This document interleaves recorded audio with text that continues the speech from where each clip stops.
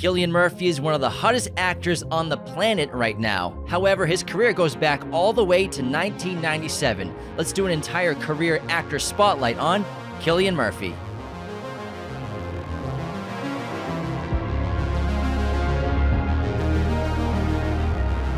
Hello, movie friends. Welcome back to Raiders of the Lost podcast, the ultimate film and TV podcast. And today, we're going to be discussing a career spotlight of someone who's so hot right now. So hot. So hot. Cillian Murphy, who we've been a massive fan of since we were kids, since we saw 28 Days Later. And then we've been a big fan of his. I remember seeing Red Eye. I remember seeing Batman Begins in theaters, always really liking him. And then for me, when I was getting into films from other countries, I really liked him in The Wind That Shakes the Barley. And he's had a strange kind of rise in Hollywood where it was a struggle for him to get that huge movie for him as a leading man. And with Oppenheimer, this is really his moment. He's led lots of movies before, but he never had that huge, gigantic breakout in America. He's very big in the UK. He always has been. Very respected actor out there. But in America, it took him a while to really get to this level, which he always had the chops for. But sometimes it just is it's not the right. It's like, compare him to Colin Farrell. Who's like Irish Pride and Joy. Yeah, he had a huge rocket ship success within 2 movies, and he was the biggest star in America for a few years, whereas Cillian started at the same time, but it just didn't work that way for him. Yeah, and as he was coming up, people were calling Cillian the next Colin Farrell in Ireland. Wow, like, really? He's the next one, the next Irish big star. And it's ironic because he led 28 Days Later in 2002, which was a huge success, really a sleeper hit in America as well as the UK. And, you know, it's an adored movie, and he's the lead of that film. However, after that, his career, he's just mostly been in supporting roles when it's a major, large production. He's been in a ton of indies where he's the lead role. But when it comes to like a big Hollywood film, he's usually a supporting character. I mean, he's been in 6 Christopher Nolan movies. He's never been the lead until Oppenheimer now. Mm-hmm. So doesn't mean anything against his talent. It's just he's finally got that movie. Like, it finally worked out for him where he fit a character to lead a huge film, a global transcendent piece of art with Oppenheimer, and obviously one of the biggest movies of the year. We all knew he could do it, and obviously Peaky Blinders was massive for his career, leading that for, 6 seasons? Started in 2013. Yeah, so he's 6 seasons of Thomas Shelby was huge for his career as well, but it took him about 15 years to get to that point of being even recognized by the average person. Yeah, I read this interview where he said that he was never recognized in public and he was able to go anywhere, whether it be in America. I believe he shares time in New York City and then in the UK with where he lives. And he said that he's always been able to travel without anyone recognizing him until Peaky Blinders came out on Netflix.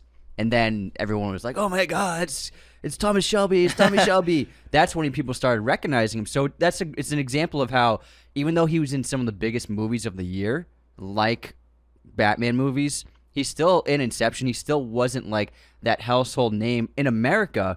And it seems to be maybe Hollywood didn't know what he was as an actor. Because, like you said, 28 Days Later, excellent lead role, amazing horror film, and he's sensational in it. But after that, he's in supporting roles in Girl with a Pearl Earring, Cold Mountain, Red Eye, Batman Begins, and then it's not until Breakfast on Pluto, which was an Irish film, he got his next major leading role. So, and then The Wind That Shakes the Barley. So he did 2 UK movies as the lead, but still in America, he couldn't get into that top seed spot in a way. And it could be a thing of like maybe Hollywood producers and agents weren't sure what to do with him in a way. Yeah, maybe it's part of what he wanted. Yeah, he's true. He's a big theater actor. He's always in a lot of plays as he was coming up and doing a lot of stage productions through the early 2000s. So maybe it's something that he didn't have a complete interest in doing. Yeah, movies are fun, and it's a great way to pay the bills while I can do all the stage work and I'm raising a family. And, you know, I think that maybe there's a combination of both of those things. We never really know the story behind it, but I think a lot of people just in America or on this side of the planet just thought, oh, it's the guy from 28 Days Later. Is that the guy from that? I think that's what usually people thought of Cillian Murphy for years. And when he is in a supporting role, he stands out in that scene. And he's exceptional in whatever scene he was in. When was it that you realized his name was Cillian and not Cillian? I think it was, honestly, Dark Knight Rises. I think Dark Knight Rises. I think watching press interviews with him. I used to call him Cillian. Yeah, everyone called him Cillian in America. Americans like the CI. Sometimes it just doesn't make sense to Irish say a hard names K. in general are hard for Americans to understand. But for the longest time, I thought it was Cillian Murphy. Cillian we would be like, Murphy I love too. Cillian Murphy.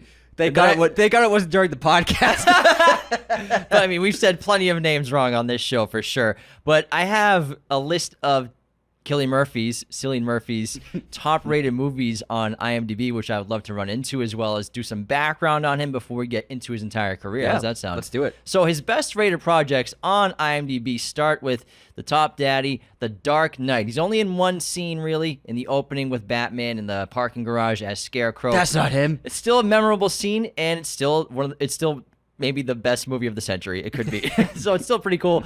And it was the fourth time or third time I think he was working with Nolan. And then that's a 9.0. Wow.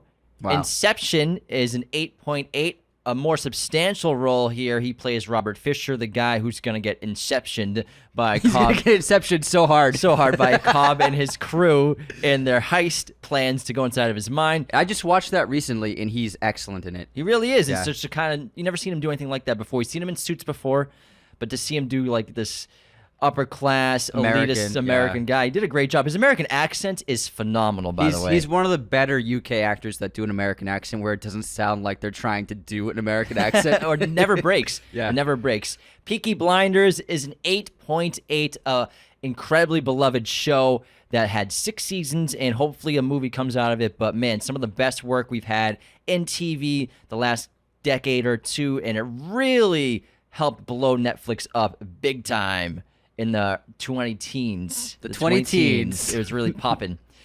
And then Oppenheimer is right now an 8.7. So basically, every time he's in a Nolan movie, it's going to be in the top 100 IMDb. Well, they just came out that Nolan has 8 movies in the top 250 of IMDb. The most ever for a director. For any director. Now, Oppenheimer's 8.7. Obviously, we did an episode on it recently, and we'll talk about it a little bit when we get to that on his career path. Batman Begins is next at an 8.2 on IMDb. One of the best comic book movies of the century, one of the best origin stories, if not the best origin story we've ever seen. He's got a large role in this film as well as Scarecrow. His real name is Dr. Jonathan something.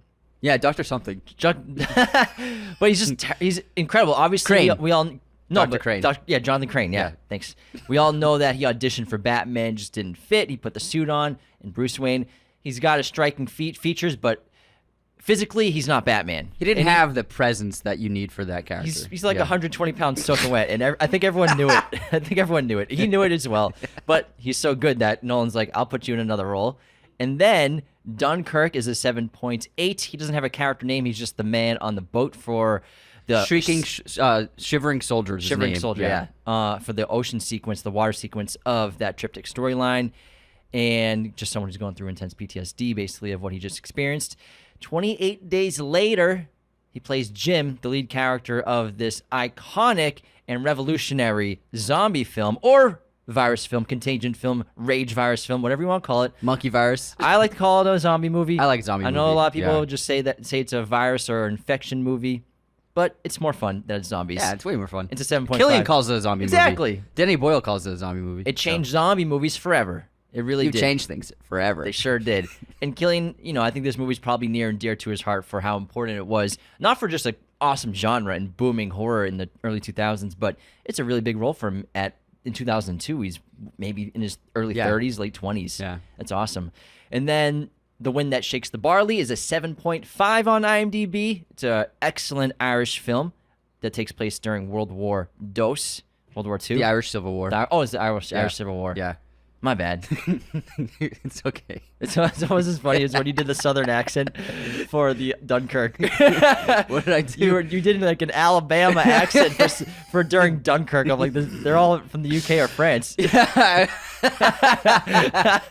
I'm from Dublin, Alabama. I'm from Dublin, Ireland. He was trying to do like the cliche like Southern soldier in war movies, except then I was like, oh wait, there's no Americans on the beach. Sunshine is a 7.2. A reunion with Danny Boyle, which we'll get into, where he has to set off another nuclear weapon and ignite the sun. And then finally, to wrap up his top 10 or 11 on the IMDb, Cold Mountain at 7.2. He's got a small role, but it's significant. He's got a great scene with Jude Law in this. But this was a star-studded cast in, is 2002, I believe, 2003. So A Quiet Place Part 2 isn't in the top 10? No, it's a 7. Hold on, let me double check. It's Because I loved A Quiet Place Part 2. I I thought don't it know was great. I don't think it's over 7.2. Uh-huh. I wonder, maybe audiences didn't really react to that one as well as the first one. I really enjoyed the second one. 7.2. It's Yeah. tied. Okay, it's tied for the bottom two. So we'll toss A Quiet Place Part 2 in there. Don't throw dirt on John Krasinski, man. Our Hey, boy. man, I love John. Our boy. I love John. I love Quiet Place Part 2. But what's interesting is, like we said about Hollywood not really getting him the lead role, even with his huge success in Peaky Blinders, which made him a superstar in Europe and then superstar slightly in America, he was still doing supporting roles. Like we have In the Heart of the Sea, Transcendence, Anthropoid, Free Fire, Dunkirk, obviously, Quiet Place Part 2. So he's still not the lead. Even though he's a star with Peaky, he still wasn't getting those huge leading roles, which is really interesting because he had the talent, without a doubt, to be the lead. And I think with the star power with Peaky, from now on, I think with Oppenheimer, he's probably getting every script known to in existence is getting offered to him right now. But maybe those roles weren't being offered to him because, like, in Transcendence and Broken, these are just supporting roles, even though he was a star. Yeah, I but wonder.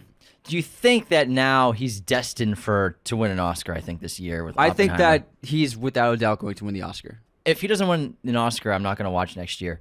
And We say that every year. yeah, but this is like, come on. Like, it's Oppenheimer. I mean, do you see him after this not doing supporting roles anymore or only doing leading roles? That's an interesting thing because of how his career has always been. Some actors, they do supporting their entire career, but then they have that one movie where they're a lead and they win an award or something. Well, you know what I mean? that's a good point, but also, like, some actors their strength is being character actors in small roles, right? I think Cillian can do both, and he can clearly be the lead of a movie and carry it. Yeah, which is better than most actors can. But then you have to factor in, depending on the kinds of movies, how many kinds of movies that get made right now would be leading roles for Cillian Murphy. Like, I don't see him holding a gun. I don't see him in an action film, really. Well, he's done it. In Time, he did it with Peaky. He's holding a gun in every episode. He shoots so many people in the face. What in am I Peaky talking Blinders. about? Free Fire. It's a big action movie. But the thing is, like, so okay, take for example, for Free Fire, he's like the fifth billed actor. Yeah. But it's fucking Cillian Murphy. Armie Hammer and Brie Larson are the leads of that movie. What year did that come out? That came out in 2016, I would say. So it was a couple years into Peaky. Yeah, it was right before Dunkirk. So I guess Peaky wasn't even that huge yet. In The Heart of the Sea, Ron Howard film, who's the lead? It's Chris Hemsworth. You know, so he's never had like the Hollywood star power. They've never seen that star power in him until now. You and I and many of the people listening to the show, I'm sure, have always adored him and seen that in him. But Hollywood, I think, is finally beginning to see how he can be like the lead and carry a movie. Outside of a Christopher Nolan movie, Exactly, give him a yeah. juicy role. Yeah. I think you're right. He's got some awards, recognition, but no real huge wins. He's got 2 BAFTA nominations in his career and 1 Golden Globe nomination. Now, That's shocking. Yeah, I expect him to get every nomination in existence this fall and going into the 2024 Academy Awards in February with Oppenheimer. So I think that's going to change. And it's going to be exciting to see someone who a lot of cinema lovers and TV lovers adore kind of just have this big Cinderella year. I'm expecting it to be Daniel Day-Lewis when he played Lincoln. I think he won, like, as a lead actor, won the every major award. Like, there was, like, zero competition for him. I think it was that one. I expect something like this where every single major award, he's going to win. And I don't see what the competition is right now. Honestly, just Leo with Killers of Flower Moon. But even so, like... Maybe Fassbender with The Killer. But still, it's like the word of mouth and the love that's outpouring for him right now, that's just going to feed into the voting. And I feel like it's going to be such a dominant win of everything that's going to be... It's rarely done. And because... Not to say there's less competition. I mean, you're going up against Leo and Fassbender, and I'm sure there will be a couple other really incredible leading roles that we're going to see in the next 6 months. But still, I don't see, even if it's a strong year, it still can't compete with what he did with Oppenheimer, because what he did as Oppenheimer was really, it's got to be one of the better performances of the last 25 years of this 21st century. I think his main competition will be Bradley Cooper when his movie comes out. Yes, that's a good point. I think that might be his biggest competition. And I love Bradley, but if Bradley beats Cillian, I'll be pissed. I'll be pissed. That's why I think, like, Bradley's always gotten a lot of attention from the Academy. Leo as well. Not always wins, but Bradley has a bunch of nominations. So I think that because Cillian hasn't gotten any love, the love's going to be stronger for him, if that makes sense. I can see that. And he's an interesting guy. His lifestyle is he's an intensely private person. He prefers not to speak about his personal life and didn't appear on any live TV chat shows until 2010. Wow. I'm assuming he was promoting Inception. He does not have a stylist or personal publicist. I love it. Travels without an entourage and often attends premieres alone, is fluent in English, French, and Irish or Gaelic.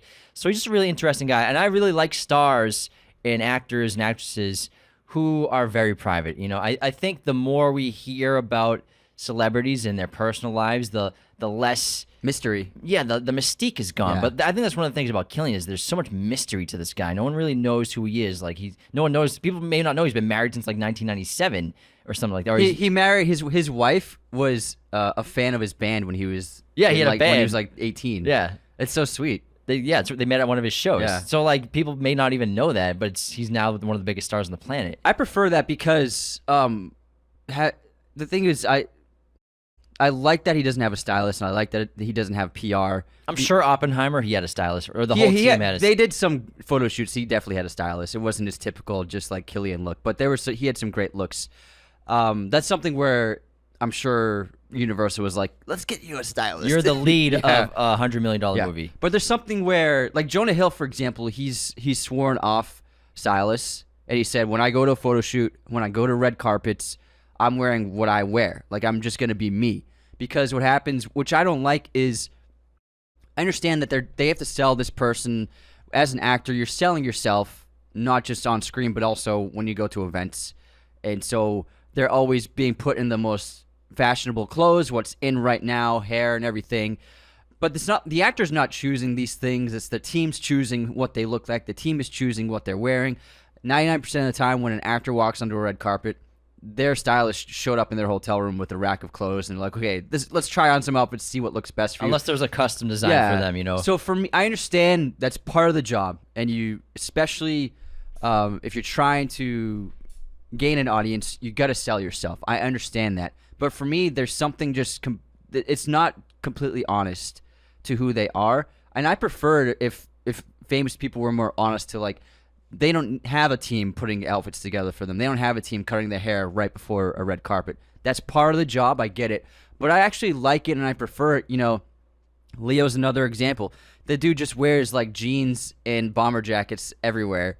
And he just wears very plain, simple clothing. Just like that's how he dresses. He doesn't have extravagant outfits. Yeah, I think that's one of the big differences between him and people call Timmy the next Leo, where Timmy's a very fashionable guy. Yes, and there's nothing especially wrong on with that. red carpets. He appreciates it. He likes fashion. That's just like his style. But Leo's never been like the fashionista. People copy his style. He wears like just like random college football hat everywhere he goes. He just looks like a guy. He does look like a guy.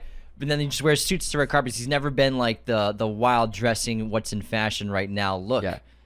And the thing is, I know a little bit about fashion. I used to work at it. And when I see the new looks, it's like the stylists just use the same looks for their actors. So then all the actors are wearing the same kinds of things. And it's just like, it takes away any kind of personality, I think. If they're all dressed in like the same style this year, or this season, it's like the last year it's been like the huge pants and huge suits. Yeah, it's like they've blended together like the suits from the 50s and 40s and turned them into a modernized look. I saw Sholo doing a bit for Blue Beetle. He's got a giant suit on. Yeah. It's enormous. So giant, but also what they're doing is they're casualizing it. So they're doing the big double-breasted suit with just a tee underneath it or nothing underneath it. You know what I mean? It's like 1986. Yeah, so 1984?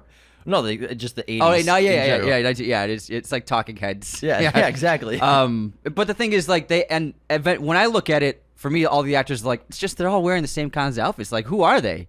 You know who? Because their stylist is like, we gotta do what's hot. That's the thing. They have to do what's hot. They have to do what's in, and so they're just doing. That's the job. But I love Cillian and actors like that who are like, I'm just gonna wear what I wear. I'm not gonna try to pretend to be something I'm not. And I really respect that. For someone who I'm sure he gets pressure put on him his entire career to do certain things, to look a certain way, to dress a certain way. But there's something really incredible and so much character to him to be like, I'm just going to be Cillian Murphy. That's who I am, and I'm not going to wear this outfit I don't feel comfortable in. And I really respect that, and I respect being private because, like you said, it adds mystique. He just shows up. When you see him, you just see him in films. You don't see him online. You don't see him on Instagram. And I think that adds so much more to the acting, the less you are exposed to the actor. He was serving some looks for Oppenheimer. He had some good looks. He had some looks. He has a stylist now. He was serving. He definitely does, but he definitely didn't look comfortable. I don't know. I think maybe he just wasn't. He's never been used to being the lead of such a big movie. The attention before, on him, you know, like because you said in one of the photo shoots, it was I think Vanity Fair or something, a cover, and it was Cillian in the middle, Downey, Matt Damon, Emily Blunt on his side, Florence Pugh, and you're like, you said, wow, he's never been like, to see Cillian in the center and the superstars around him. That's something that's never happened in his career. Now he's a superstar. Yeah. Now Cillian Murphy. Let's find out some more information about this guy. Love to know. Born on May 25th in 1976 in Ireland. He grew up in Cork. He is currently 47 years old. He made his professional debut in Edna Walsh's 1996 play Disco Pigs, which he later reprised the role of in the 2001 screen adaptation of that play as well. And then his biggest break in the 2000s was obviously 28 Days Later in 2002, as well as the dark comedy Intermission, moving into Red Eye, and then films like The Wind That Shakes the Barley, and we'll get into his entire career of all the movies he's been in and shows, but, you know, working with Christopher Nolan in 2005, starting with Batman Begins and doing that trilogy, Inception, Peaky Blinders starting in 2013, going to 2022. He is just booming right now. And his early life, his mother taught French, which is obviously why he's fluent in French probably. And his father worked for the Department of Education. His entire family was full of teachers, and he grew up writing and performing songs at a young age and ended up starting a band with his brother that was called something. Hold on, I got it right here. The Sons of Mr. Green Jeans, and they were obsessed with the Beatles. He was also acting in plays and participating at the Corcadorca Theater Company. And then he eventually started studying law and failed out because he did not care about studying law anymore. And there's a quote saying, like, if he continued law, he'd probably be a lot more successful financially, but he just wouldn't be a happy person. And then he eventually wanted to be a rock star. His goal was to be a rock star of his band. He was the singer and guitarist, his band with his brother, and they were offered a 6-album deal with a record company. And he also said he's glad they didn't sign that deal because you sign your life away, basically. Yeah. You used to sign those contract deals back in the day. And you're not making the money that people think you're making. And then he got back into acting on stage plays and doing all kinds of things. He saw a production of A Clockwork Orange that really motivated him to pursue acting again as a career. And then he eventually found success in the late 90s, early 2000s, doing short films, and then obviously reprising that role in Disco Pigs was huge for him. In 2002, he became, like a full-time film actor. What happened was with Disco Pigs, he starred in the play, and then when they did the film adaptation, they asked him to play the same role in the film. Danny Boyle saw the film and loved him in it, and so that's what got him auditions for 28 Days Later. And Cillian said that he went through 5 rounds of auditions with Danny Boyle. And then he finally got 28 Days Later, which obviously was the huge break for him because Disco Pigs nobody saw. Actually, can I correct you? Sure. Casting director Gail Stevens suggested that Boyle audition Murphy for the role after seeing his performance in Disco Pigs. I'm not sure about the accuracy of that because I just saw an actual Cillian Murphy interview saying Danny Boyle saw it and loved it. Well, I think that they're both correct. You gonna trust Wiki or Cillian?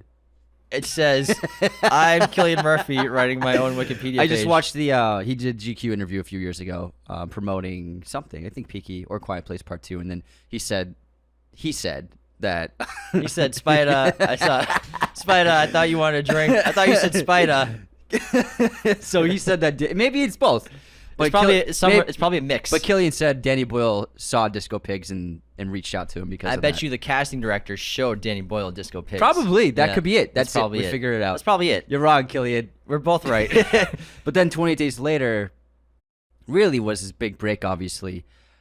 It's a sensational horror film. It's one of my all-time favorites. And Cillian's great in it because it shows how great of an actor he is because of the transformation that character goes through. Jim is his name? Yeah, Jim. His name is Jim. Jim's he's just like a simple podcaster with a twin brother. No, Jim's a mic messenger We don't see it, but obviously his first scene is waking up in the hospital. But he was just like a simple bike messenger, just an average guy. And then he goes through this immense transformation of becoming a fucking hardened killer who will do whatever it takes to save himself and protect the ones he loves now. And he just goes through incredible violence to get there. The transformation, if you go to like the opening scene and the opening sequence is basically how afraid he is, how unawares he is, and then basically it's the other two characters, Naomi Harris basically like leading him, and just basically he's like a kind of like a dead weight to her in a way in the first act of the film, and then eventually he becomes like an animal and a monster, and he's not, the zombies aren't the monsters anymore, he's the monster of the final act. Seeing that transformation, it's incredible. Like, what a character, because in horror movies you don't see characters really transform that often. But for this, like, his transformation is just incredible. It's so drastic that she thinks he is infected and almost kills him when she sees what he's done. He's covered in blood. It's an incredible movie, and I mean, what an opening to wake up from a coma. I'm sure the doctors performed the surgery and then evacuated and just left this man locked up and chained up inside this big operating room. And he wakes up to be alone in the entire world in London until he starts discovering some creepy guys inside a church. Creepy guys. You take that with Father. It's an incredible film, an incredible role. He's sensational as Jim, and it's one of Danny Boyle's best, and they will reunite later in 2007. And a sign of an actor being great, even though maybe Hollywood doesn't see it, he's got two of the greatest directors in UK coming out of the UK in history, Chris Nolan and Danny Boyle, casting him into multiple movies of theirs. Like, that's a sign of a great actor if these incredible, amazing artists want to keep working with him. And also Ken Loach is an incredible director. He made The Wind That Shakes the Barley. He's one of the greatest Irish directors of all time. Do you really consider Nolan to be a UK director? He's from the UK. No, I know he is. It's Nolan is like Hitchcock. He's UK. He's English, but he makes movies in America. Like he's also dual. He grew up half. Yeah.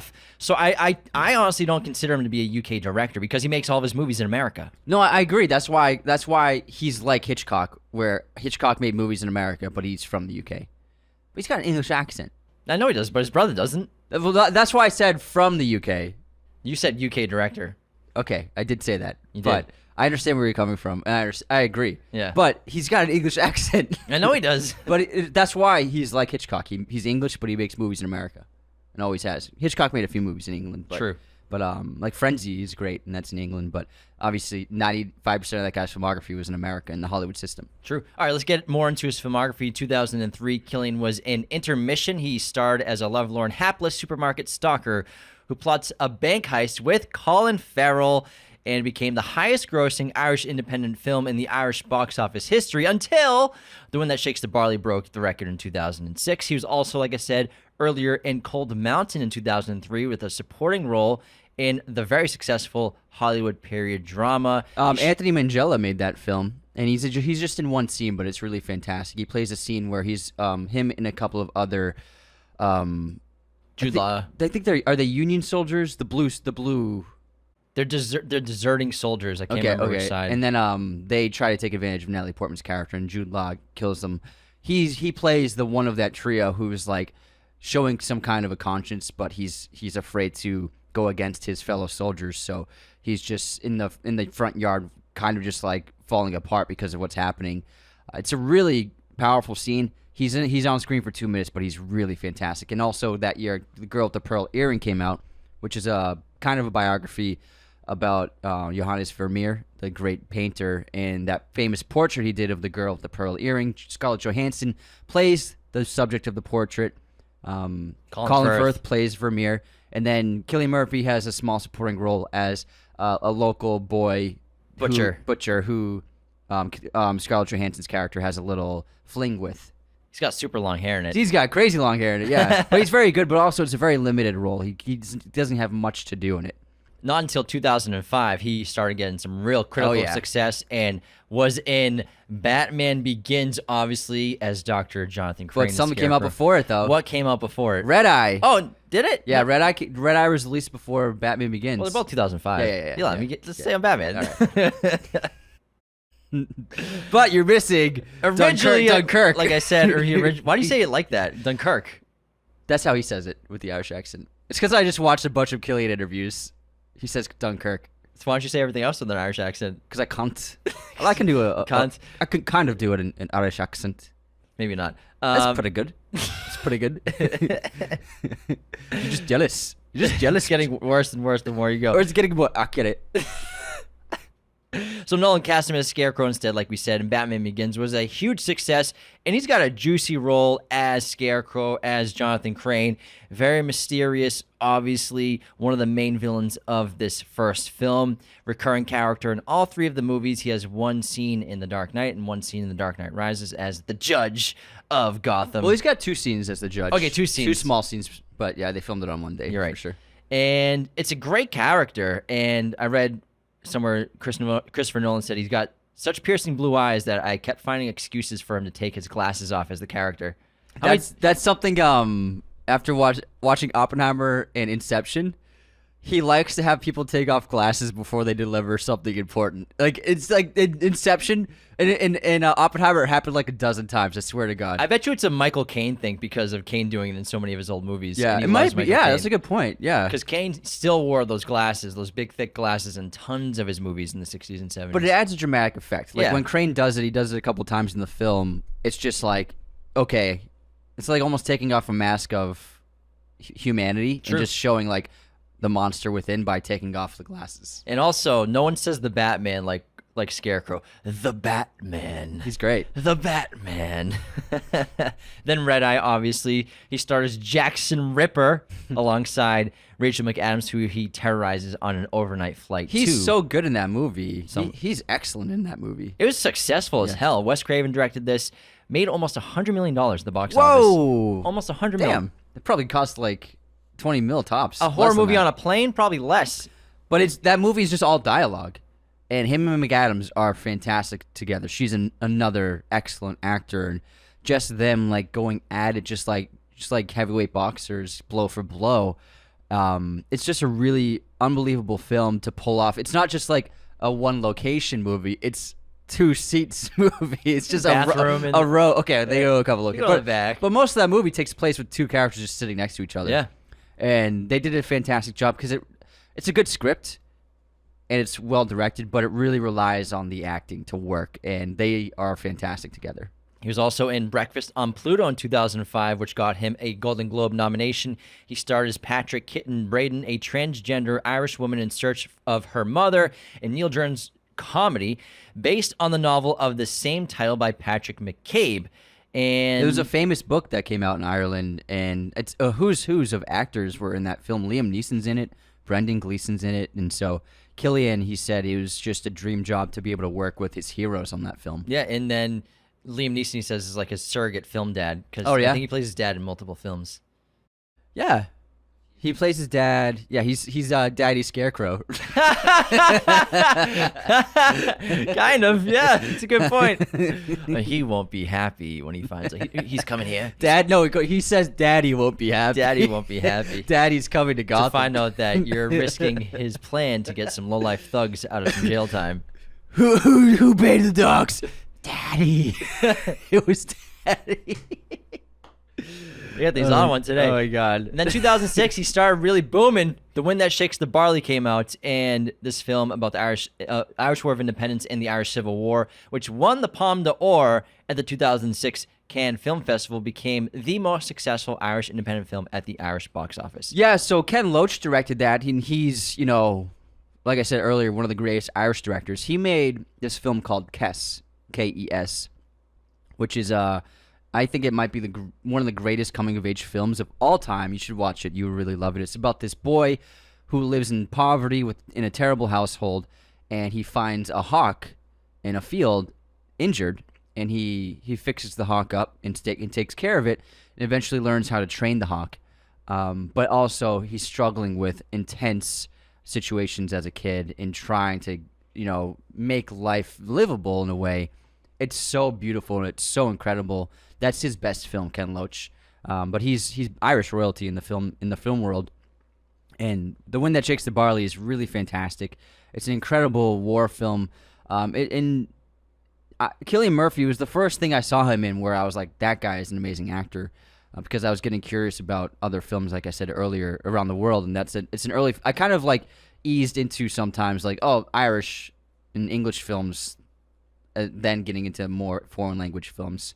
But this is a film that really made an impact on me, and it's just a really beautiful, stunning movie. Yeah, and like Anthony said, he auditioned 6 times for the role of Damien O'Donovan, and it was actually shot where he's from in Cork, Ireland. So it was very impactful for him, and he was very excited to get the role. Yeah, I mean, he said that generations of Irish people watched that film. Like, it was such an important movie for them as a community. And then 2007, he was in Sunshine, which is a really underrated science fiction film from Danny Boyle, where he worked with him again. He plays a physicist on this save the Earth crew or save the sun mission to reignite the sun, which is dying. It's basically the core, except in space, with the sun and not the core of the Earth. So they have to nuke the sun. And so he's the physicist. Hollywood love nukes. He's the physicist, and he has to reignite the sun. And then he plays a physicist 16 years later. Yeah. And it's a really good movie. And I mean, it's got some cons and some issues for me, but overall, it's a solid space movie, really good science fiction film. And he's the main character, and he's excellent in it. And it's an amazing ensemble cast. Amazing. Evans, Rose Byrne, Sonata, Michelle Yeoh, Idris Elba, Cliff Curtis. Just so many fantastic actors. Idris is in this movie? Idris is, isn't he the villain at the end? Is that Idris? I'm trying to think. Sunshine. Let me just Google it real quick.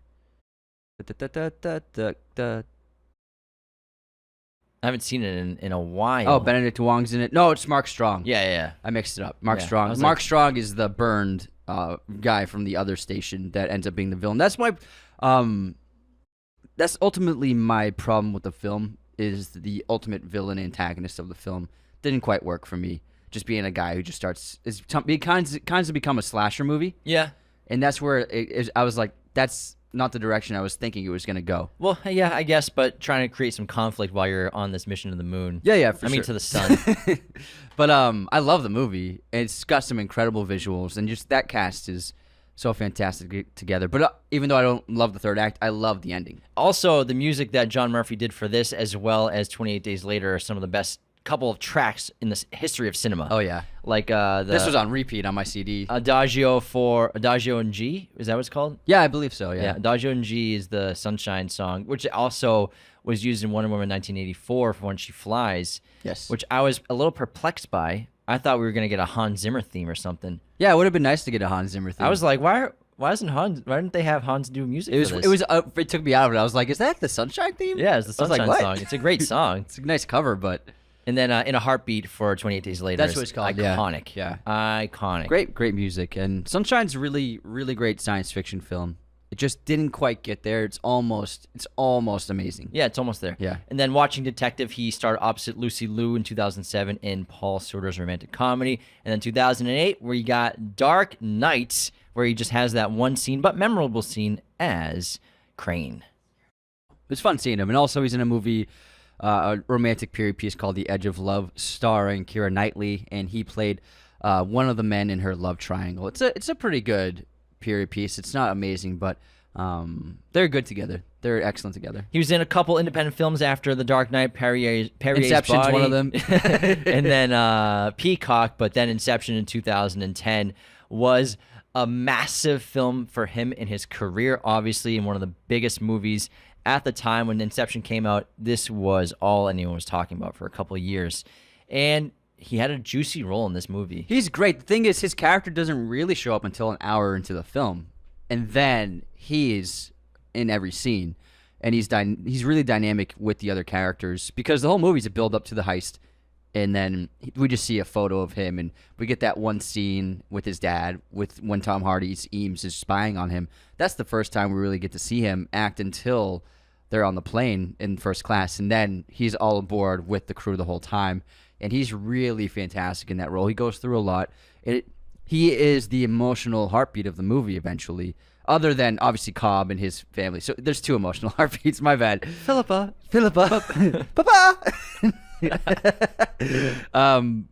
But Cillian is really, really excellent in the movie. I don't know what he's doing. Maybe he's digging for a worm. Says something like that. He's also he's digging for something. Maybe a worm. Also in 2010, he had a small role as Edward Dillinger in Tron Legacy, and I think that that movie could have used some more Cillian Murphy, maybe some more real world stuff with that character. I think it would have been a great counter to the son of Flynn, Sam Flynn. Yeah, I think that movie could have been improved by. We did an episode on this a couple of weeks ago on Tron Legacy, and I would have liked to see more of that character. I thought he was interesting. Yeah, because that's another mistake of prepping for the future without focusing. Let's get this movie right, but instead they're like, oh, let's prepare for the next movie because he was going to ultimately be the villain of the next film. But I mean, the way you should make a movie is just try to make the best one possible at the time and put everything you can into that, and hopefully it works. So I think it could have definitely benefited from Cillian being in that movie in a much more substantial role. He's not even credited in the movie. His whole career might have changed if Tron Legacy was a huge hit and he became the villain of the second film. Yeah, absolutely.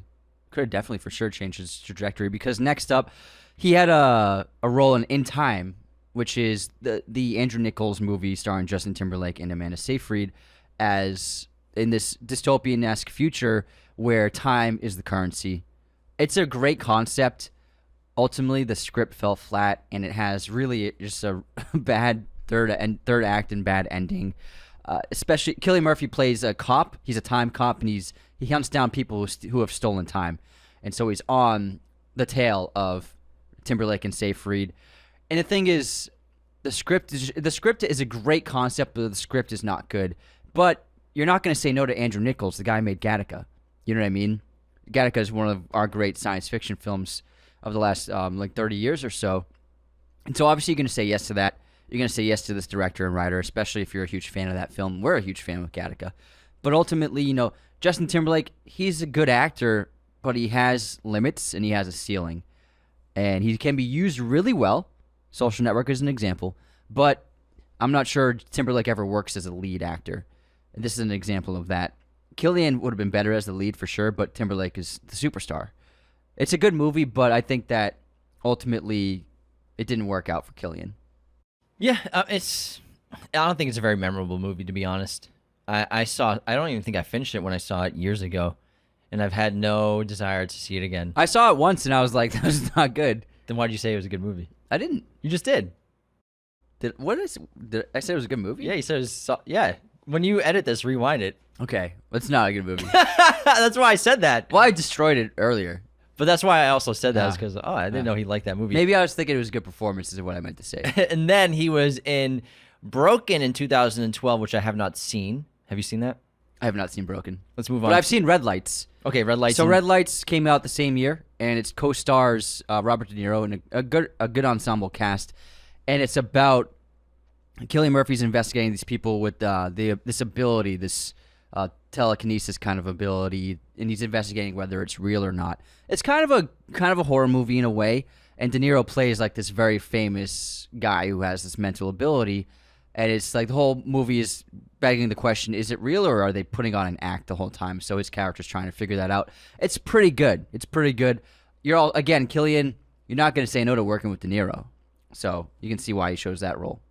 And then he was in The Dark Knight Rises in 2012 as Scarecrow Jonathan Crane, Dr. Jonathan Crane, sorry, Doc, where he is now the judge of Gotham after Bane has given power back to the people of Gotham. Sold to the man in a cold sweat. And he's just the judge of this insane judicial system that they've created in this new Gotham. And he's hysterical, he's energetic, and he's just really great in his couple scenes he's in. I like it because it's not a trial. He says, this is not a trial. This is merely a sentencing hearing. Like, there's no trials. It's just like, are you going to die or not? There's no verdict. So I really like it. Also, they shot that, I think it's Union Station in Los Angeles, which is a huge, beautiful interior. And it looks like that's where they built that set. And I love, like, this giant pile of junk leading up to his desk with these long papers going all the way down. It's just a really beautiful set, and we only see it for like 30 seconds of the movie, but it's really fantastic production design. And clearly Jonathan Crane is the happiest he's ever been. And so in this position. No, that's a great point. He's loving. He's this never been happier. dystopian He's Gotham. meant for this moment. Yeah. Now, 2013 was a huge year for Cillian because he got his biggest role until Oppenheimer, and is a career-defining role for him for many years. But before we get into that role, 2013? yeah, in 2013. Before we get into that role, let's get into our intermission. Oh, let's do it, man. Yeah. Now, before we continue, the very best way to support Raiders of the Lost podcast is to leave us those 5-star reviews either on Spotify or Apple Podcasts, aka iTunes. The Apple ones, you can leave a written review, which we love to read off in the show. I'm going to do one in about a minute. But these 5-star reviews and ratings really help us rank on podcast platforms. They help us get seen by new people, so they are essential to our show's success. So thank you to everyone who's left us 5-star reviews. They are so important to Raiders of the Lost podcast. We appreciate it. You can also become a patron at patreon.com/Raiders of the Lost podcast, which is a subscription-based form of support to our show. We have 5 different tiers of membership at $2, $5, $10, $25, and $100. Every single tier gets you access to our weekly chat, which has now been moved exclusively to Patreon, as well as an additional bonus episode every single week. So every patron, you get access to 2 extra episodes of the show for as little as $2. Less than a cup of coffee. That's right, Anthony.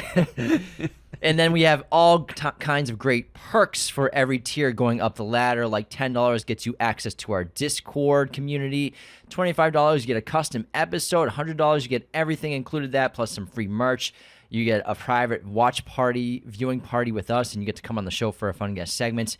So thank you to everyone who is a patron, and you can become one today at patreon.com/Raiders of the Lost podcast. This episode is also sponsored by our friends at movieposters.com, the #1 place to get your posters online today. They have a huge selection of pretty much every movie and TV show imaginable in your poster library. If you want to get a Peaky Blinders poster, that's the place to get it. We have a ton of these posters decorating our set and home. I just got the biggest Evil Dead poster possible, and it just looks so good on the set. You'll see it on the wide shot of our set. I love these posters. They also do our movie poster giveaway contest twice a month. Congratulations to our last winner from last week, Matthew. He got a Star Wars A New Hope poster, which is going to look great in his place, I'm sure. We're going to do another contest next week. Again, for all your poster needs, be sure to go to movieposters.com and use our promo code Raiders10 to get 10% off your order today. Now, let's head into our intermission and begin with the movie quote competition. You ready? Ready. You could tell that when you found me, I was with the only brothers I had left, and that there was no way I was deserting. Nice. It's a wicked awesome movie, guy. This is Matt Damon and Saving Private Ryan. Yes, sir. I love that. Okay, next up, my quote. I've got 44 notches on my club. Do you know what they're for? They're to remind me what I owe God when I die.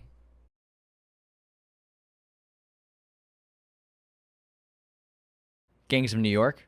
Yes. Who says it? Brendan Gleeson, the priest. Wow, you got it. Crushed it, man. Nice one. That was a pretty hard one. Dude, you're wicked smart. Got it, man. I've seen that movie a few times. It's a great script. It really is. There's so many good lines like that. Oh, my God, yeah. Guess this movie release year. Dead Poets Society. Good one. Great cast. You did a Matt Damon week, didn't you? Matt Damon's not in Dead Poets Society. Oh, wait, I was thinking of the other one. The one with Brendan Fraser and Ben? Yeah. What's that called? Not Dead Poets Society. The other one. Dead Poets Society, 1996. 89. 89? 1989. Whoa. Dude, Ethan Hawke looks like he's like 17 in that movie. Oh, my God, you're right. They're high schoolers. Yeah. It's hot. Oh, fucking A. And Robin's very young looking in that. Yeah. Okay. What year did Lake Placid come out? Because Brendan Gleeson plays the sheriff of the town. Anthony must have forgot that we just did an episode on 1999, a year in film. Shit. I did. 1999. Nice, man. Easy peasy. Shit. Anyways. We went on about Lake Placid for like 5 minutes. Yep, I remember now. Movie pop quiz time. Angelina Jolie has 2 Oscar nominations, and one of them is a win. What are the films?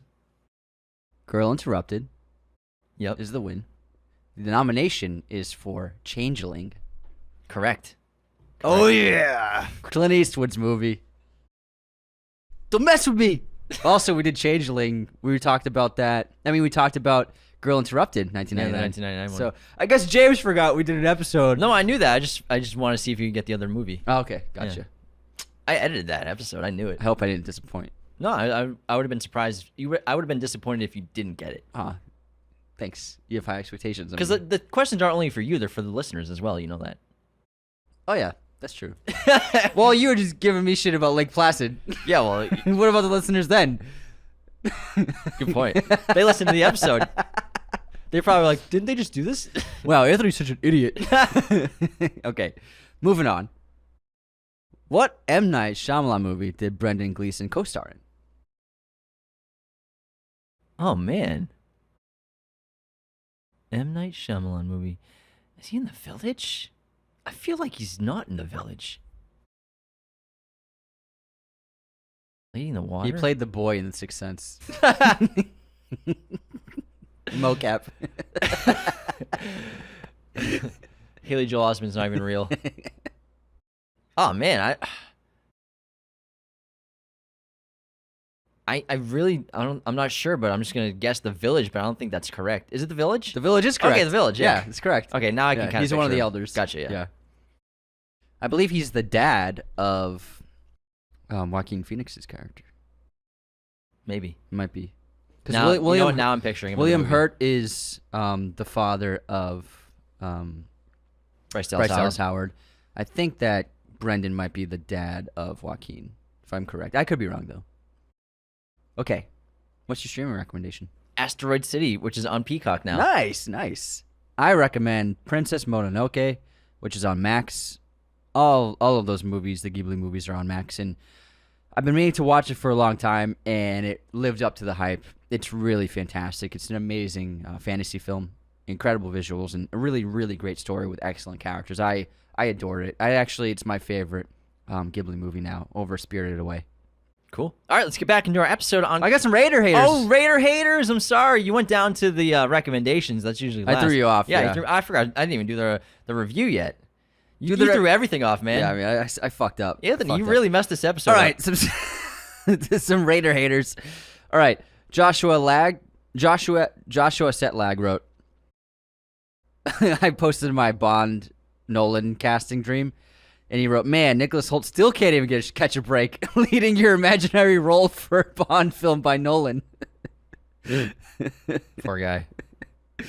And then Gabe was very upset about my two best performances in TV history. He said he's revoking his Patreon account. I think everyone was upset. I did not approve that tweet, by the way. Hey, it's not all about you, man. Maybe next time you should have been like the best two of the great. Hey, man, just gonna try and get some hot takes, bro. Hot takes. It's true. I believe that. I've seen The Sopranos. I've seen Peaky Blinders, and I think that Cillian's a better performance. Well, so the tweet was Anthony said the greatest performances in TV history are Breaking Bad, or are Cillian Murphy in Peaky Blinders, and then, oh my God, why can't I think Bryan of Cranston. Bryan Cranston in Breaking Bad? I think so. I really do. I give it a Cranston for sure. I think Cranston is in that. Someone said that Cillian's not even in the top 25 of the century. I was like, okay. All right. Next up, we have DeMeo wrote, I am the Mattel Cinematic Universe clip. How did these mixture of toxic chemicals come together to create such an iconic smell? Find out in Play-Doh Origins. Play-Doh Origins. I can't wait. Sorry, I didn't hear what you said at first. John Carrillo. I got a ton of hate for that TV post in that, but John Carrillo wrote, no mention of John Hamm. Unsubscribed. I mean, yeah, he's terrific. That's it for the Raider haters today. All right, I got a great 5-star review from iBisbee3. I would happily beach both of these guys off. A must listen for both those who want to expand knowledge on their favorite films and the cinephiles who are eager to debate the ending of Inception, Shutter Island, or any film that has any remotely interesting and vague ending.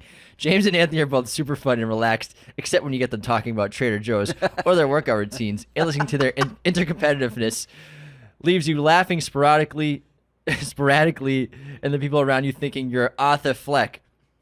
There's tons of content to go through, and I'm constantly going back to re-listen to older episodes and to see how far they've come in terms of quality and astuteness. I recommend this podcast to literally everyone I know who loves movies and or podcasts. Hopefully their short film will do well in contests and release quickly so we can tear it to shreds critically. Also, Christopher Nolan said in an interview with Cillian Murphy at a video store that the black and white scenes were Louis Strauss's perspective while the color was Oppenheimer's, not that the black and white was objective perspective. So, unsubscribe. Interesting. I get that. Oh, I thought it was just... He is like the lead of those scenes. Because I know that I saw that interview. I didn't see that question, but I've seen interviews where Christopher Nolan says objective, subjective. He said that the most, but I think... I watched that interview too, and he did specifically say it was Strauss's perspective, Strauss's objective perspective. Yeah, which is why it's like against Oppenheimer in such a hard degree. Because you could say Strauss is the lead of all of the black and white scenes. Like he's the lead of those scenes. That's true. Well, thank you so much for the 5-star review, pal. Thanks, pal. That's great. Thanks for beaching us off. Beached us off so hard. Let's get back into our beached episode. off. I'm curious about this movie in 2013 that Cillian starred in. It's not a movie, bro. Peaky Blinders started in 2013. Oh my gosh. That's why it's not on IMDb. The thing with IMDb is it goes up in the filmography list of its latest season. So on IMDb, it's like recent, but it started in 2013. Because I'm seeing a short film, Harried in the Matches. He's in a bunch of short films, so Peaky started in 2013. So Peaky started in 2013. It was a big hit in the UK, but then when it got put on Netflix, it blew up. It was like there's a couple of shows that's happened with. It happened with Breaking Bad. Once Breaking Bad got put on Netflix, it became a sensation. It was well respected and received and won awards, but it wasn't like the juggernaut of views that it was until it got put on Netflix. And the same thing happened with Peaky Blinders. And these are non-Netflix shows that got put on. Yeah, so Peaky Blinders, I believe, was a BBC production. Yeah. I love Peaky. It's one of my favorite shows of all time because it's so different and it blended. I love period pieces and I love crime films and gangster films, and it blended the period setting with contemporary leniencies of filmmaking and music and sound design. So you had contemporary production and contemporary perspective of the period piece story, which was such a great contrast, and it meshed together so well where you have like that opening fight in the first episode to like a bluesy rock and roll track, and you're like, I've never seen anything like this before. To use this kind of music, contemporary music, with this period setting, it was just genius. And the cast is so good. I'm really shocked that this TV show has never gotten awards love ever, like not even nominations. Like when you said he was nominated for a Globe for Breakfast on Pluto. Like, how does this show and Cillian and some of the other cast, how are they not getting nominated for awards every year is beyond me, because they are incredible. Helen McCrory is so amazing in this show. She's really opposite Cillian Murphy, such a great actor in this role. But then we get Sam Neill is so great. Tom Hardy, Adrian Brody. I mean, the cast just gets extraordinary, and it becomes a who's who of UK actors, kind of like the Harry Potter series. Everybody, like, we get these people just coming in for like guest spots or the season's new spot. Sam Claflin is outstanding in the last 2 seasons of Peaky Blinders. I love this show. The production design, cinematography, the acting, the costuming, and also the story. But it all comes down to Tommy, and it all comes down to Cillian. And my God, this guy just carries this show on his shoulders, and he does so much. He goes through so much conflict and turmoil and transformation and emotional ups and downs. It's just a roller coaster of highs and lows of this guy. And you don't realize how great of an actor Cillian Murphy is until you watch him in interviews, and you see how casual he is, how he seems just very kind-hearted but very low-key and just kind of just like a guy. But then you watch Thomas Shelby, you're like, that's the same guy? Are you kidding me? It's an incredible performance, and I really do stand by thinking it's one of the greatest of all times in TV. By order of the Peaky Blinders. Arthur. Yeah, I think you said everything that needs to be said. But I mean, I adore the show. And Stephen Knight is a great, great writer and director, and he's the creator and showrunner of Peaky Blinders. And there's a reason why it's caught on in such a fiery way around the world now. It's incredible. Now, moving on to 2014, he was in Transcendence, the directorial debut from Wally Fisher, Christopher Nolan's former director of photography. He stopped working with him after Dark Knight Rises, tried to direct with Transcendence, and it was a huge bomb. I haven't seen it since it came out. I don't even remember what character Cillian plays. Cillian plays who does it's him and Rebecca Hall are trying to investigate what happened, and they're trying to stop what happened with Johnny Depp's character. It's just not a good movie, and I've only seen it the one time. We saw it in theaters because we were very excited. It had a great trailer and a great concept, but the execution was just so bad. And the script, I'm shocked that Nolan produced this because the script was so weak, and it got to be like the second half of the film was just kind of ridiculous. Nanobot technology is a major part of the film as well, and it just got to be a little absurdist. The first 30 minutes is great, though. But Cillian has a supporting role in the film. Morgan Freeman's also in the film. Yeah, it's kind of like watching a Batman movie. Yeah, it's just like I'm sure Wally and the actors loved working together, and Nolan as the producer, Emma Thomas as the producer, working with people they like working with, you know. So they just it was just like kind of like a Nolan cast in a movie that was not a Nolan movie. It has the look of a Nolan movie, obviously, because Wally Pfister shot all of Nolan's films as the director of this film. But this movie, it shocked me how bad it was. It's okay. It's just okay. The third act is really... It got pretty insane. And Wally has not directed a film since. Wally Pfister has become an extremely successful commercial director. Like you see, he's shooting car commercials and ads for the biggest companies in the world. So he's doing fine. He's doing very, very, very well. But he's just not making movies anymore. And I think this is a reason. It's because he got a big shot.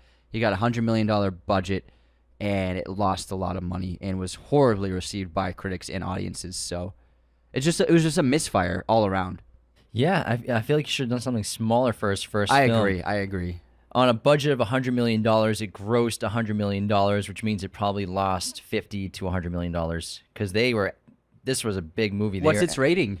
On IMDb, it's a 6.2. Very low. It's pretty poor. And then, Johnny Depp has a great track record so people who had high expectations for this film. Yeah, I was very excited about it and super disappointed by it. Moving on to 2015, he was in The Heart of the Sea, the Ron Howard film, Lost at Sea. It's very good. Moby Dick film. Yeah, it's Chris Hemsworth, Tom Holland, Cillian Murphy, and a bunch of other B-tier actors. Basically, shipwreck movie. It's about the story that inspired Moby Dick. And the crew that were encountered by that whale, and all of them died except for one. Cillian's very good in it, but again, he's not the lead. Hemsworth's the lead. Then moving up, 2016 is an Anthropoid and Free Fire. Free Fire we talked about earlier. Great ensemble cast. Yeah, Ben Whitley. Pretty good movie. Yeah. Almost great. Lots of fun. It's just a fun shoot 'em up, basically. It's just a drug deal, a gun deal gone wrong. A bunch of characters from either side of the deal in a big warehouse, and then the deal goes sour, and then it's just basically a shootout for the whole film. It's fun concept. It works. Yeah. And then 2017, he's in The Party, and then Dunkirk, one of the best movies he's ever been in. This amazing war movie, and we did a Nolan ranking, and you might be surprised where I put this movie in my Nolan ranking. Yeah, because that episode has not aired Comes yet. out after this one. Comes out on Yeah. Thursday. Next Thursday. Next Thursday. Yeah, with the Popcorn Podcast. And I think Dunkirk is an exceptional film. It's really one of its kind in the war genre.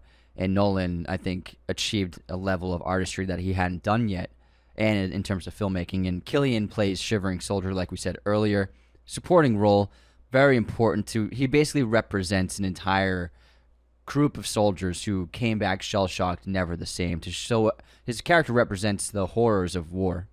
Yeah, and then moving up into 2018, he's in independent film The Delinquent Quest, as well as a short film, The Overcoat. In 2019, he's in Anna. And then 2020, you would know him best for being in A Quiet Place Part 2, which was an excellent sequel to the groundbreaking original A Quiet Place. Yeah, I thought it was so good. I thought it was a really wonderful second film. Obviously, it didn't get as much love as the first one, which is, like you said, I mean, it's an amazing horror film. But I love A Quiet Place Part 2, and it was one of my favorite movies of 2020. 2020 was a weird year, obviously. I expected it to actually get some awards love because it was so well crafted, but it did not. And I was expecting maybe a couple of acting categories, maybe for supporting actress, but it didn't get anything. But in 2020, it was definitely The Invisible Man and A Quiet Place Part 2 were the best horror movies of the year. Yeah, and it's great because Cillian's in another post-apocalyptic world, essentially, and he's played 2 physicists and he's played 2 survivors in his career so far. And it's an awesome role, and he's ambiguous for a while until he really takes initiative to be a protector for the third act of the film. Yeah, he plays a man who lost everything. He lost his entire family. Now he's just basically rejecting everything and putting himself in a bubble. And now when it comes time to, I can make another family. I can make connections with other people and try and protect that. It's a really great character arc for him in the film. And I really like it. I adore it. And Krasinski said he cast him because he loved Peaky Blinders so much. That's good casting. Yeah. And then he was in another short in 2021. It's crazy he does these short films That's still. Great. Yeah. And then obviously Oppenheimer, his most recent film, which came out this year. Still in theaters. If you haven't seen it, I don't know what you've been doing. Past $500 million at the global box office. Insanely good performance as J. Robert Oppenheimer. It's unlike anything he's ever done before.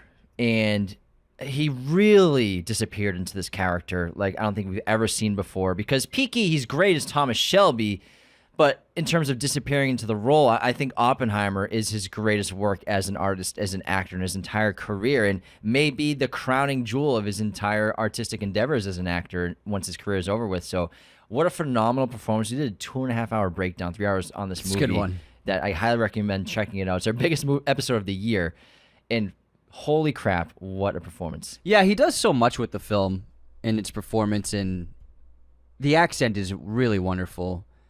And there's something like he does this thing with his eyes in this film, and then when you look at photos of Oppenheimer, his eyes are like often wide open. You know what I mean?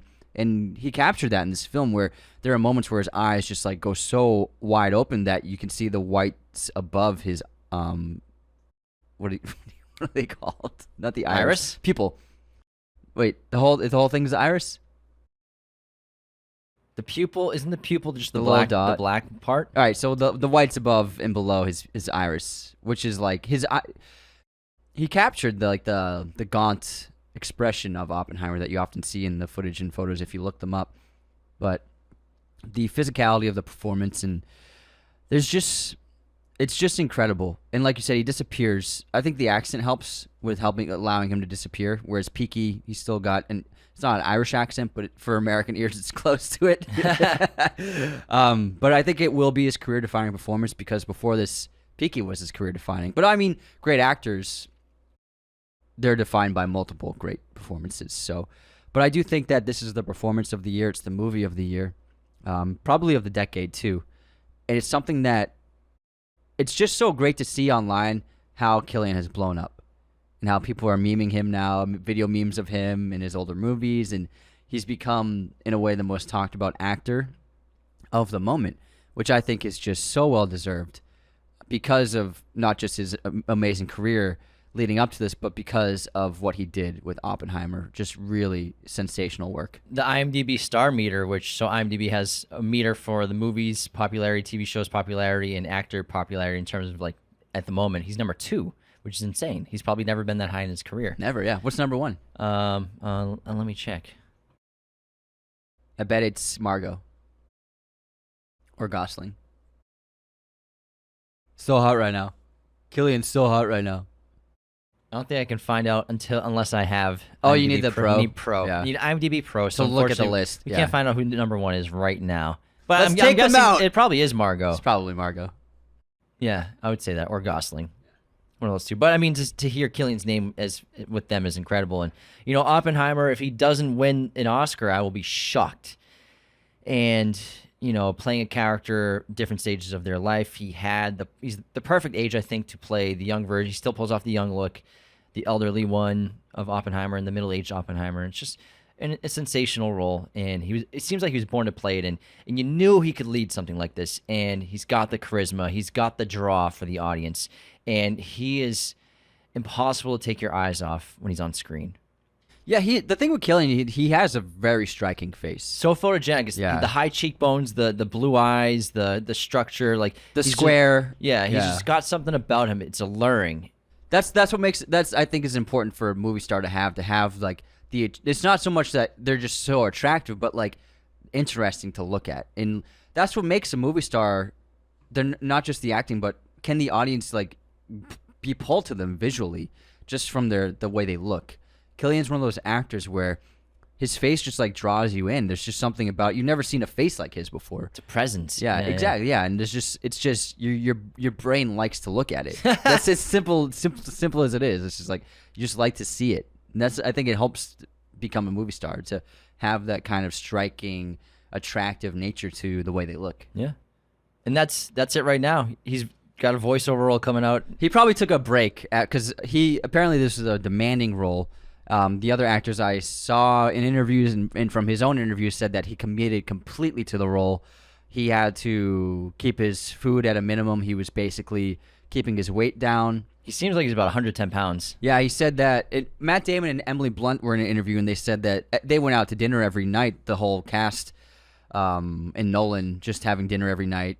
And then they would invite Cillian every time, and every time Cillian would say, no, I can't eat anything. I just got to go to bed. So he put a lot into it. And in a way, I didn't go method exactly, but in terms of preparation and committing to the performance, apparently he put everything into it. And Cillian said it was the hardest he ever worked on a role. It was also the most challenging role he's ever done, obviously. But I'm sure after it, he was like, I need to take a break. And now he's like, imagine the plethora of scripts he has to choose from right now. Anything he wants. Yeah. Pretty much anything he wants. Yeah. Which is awesome to hear for such a loved actor, finally catching his biggest break yet in his career at the age of 47. It's incredible to see.